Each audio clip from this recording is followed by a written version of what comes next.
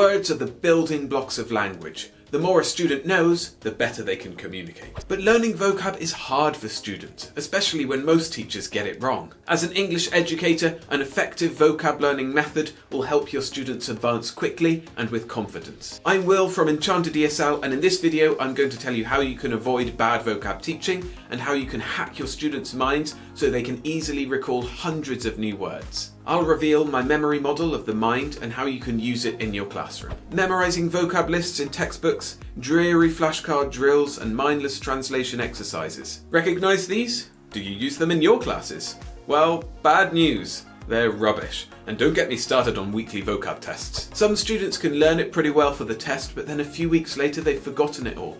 Goes in one ear and right out the other. Yet somehow they'll be able to recall all of the lyrics of a song that was popular years ago. I can still remember the full lyrics to S Club 7's Reach for the Stars, a song that came out 23 years ago. Another problem with those vocab learning techniques is they're boring. There are few better ways to make your students hate English than to give them vocabulary lists that they have to memorize. Yet this is how many teachers operate. Sure, nowadays it's better than it used to be a few decades ago, but there's still a lot of room for improvement. And with advances in science and technology, there are so many opportunities. So I am challenging you to do better. First of all, we have to understand how the brain works. And before you ask, no, I'm not a neuroscientist, and no, this model is not an exact representation of what goes on in the brain. That's not the point of it. It's an illustration to help you visualize how memory works. So with that in mind, I propose this to you.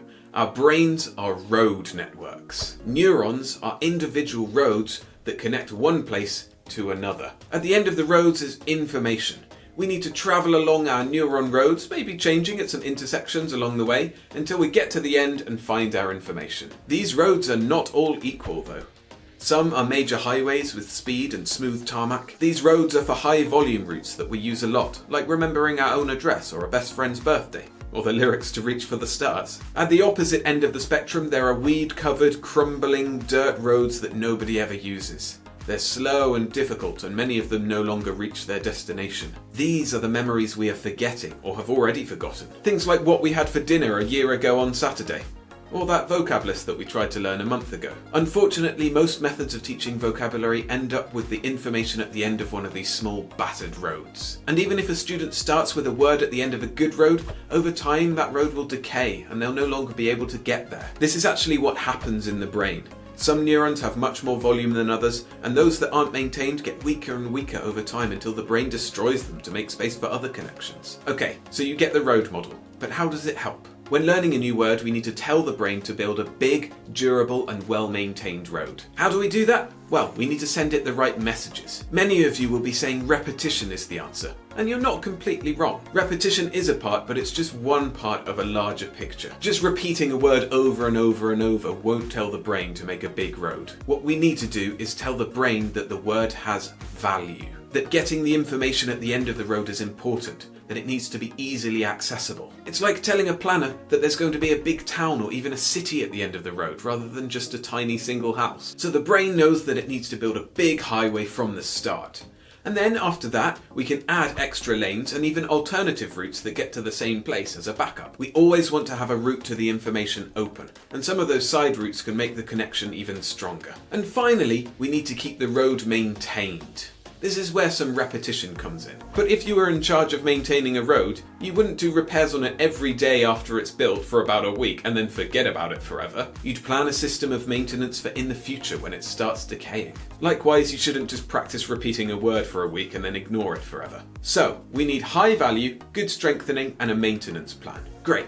Now how do we translate this into real practical teaching? That's where my vocab method comes in. I've developed this over years of teaching English and from my own personal experience of learning Spanish too. The method consists of 3 phases: acquisition, memorization, and retention. In the acquisition phase, we give words value. Instead of getting students to learn arbitrary lists of words, they acquire useful and relevant vocabulary. And we do this in 2 ways. The first is with specific elicitation techniques. We give students engaging prompts and challenging activities where the use of certain words is required. Those words have value because they're needed to complete the task. The second is organic acquisition. This is where we capture moments when important vocabulary is missing in natural situations. When a student needs a word to express themselves, it's automatically valuable. So we take a note of it and plan to learn it. By giving words this value, we create a big neural road. Then we move on to the memorization phase. This is strengthening the road and creating alternative routes. And we do this with varied and engaging practice. We use pictures to create a strong visual connection, gestures to activate the locomotor system, sounds to engage auditory pathways, and where possible, positive experience to bring in the power of emotions. These 4 aspects of memorization will have different effects based on the variation between students. Some will prefer pictures, some will prefer sounds, some will prefer gestures, and others will really like the emotions. By applying as many as we can, we cover all bases and make those memories even stronger. The final phase is retention.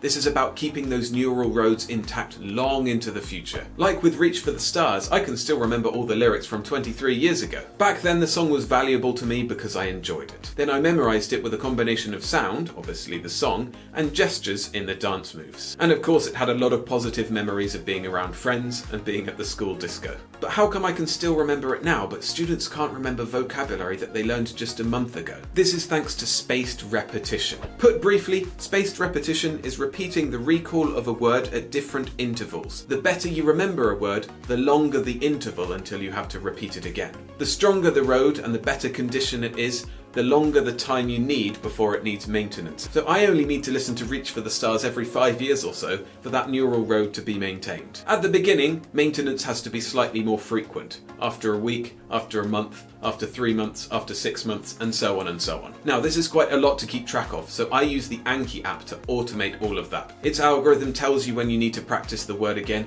and you can make powerful digital flashcards. And these flashcards are so great when they include the image, the gesture, the sound, and the positive experience that you did in the memorization phase, so each time a student repeats the practice of the word, they remember all of those hooks that came with it. And long into the future they'll have this schedule of maintenance so they never forget the words they learned. So you can see how these 3 phases create deep and long-lasting memory of vocabulary. But in this video, we've barely scratched the surface. I'm going to be making a series of videos that covers all aspects of these 3 phases. And in those videos there'll be more details and practical activities that you can apply in your classroom straight away. So make sure to subscribe to the channel and hit the bell notification so you're updated when those videos come out. And when it's ready, the first one about elicitation techniques will appear right here, so go check it out. But for now, I've been Will from Enchanted ESL, wishing you all the joy and success in your teaching. See ya!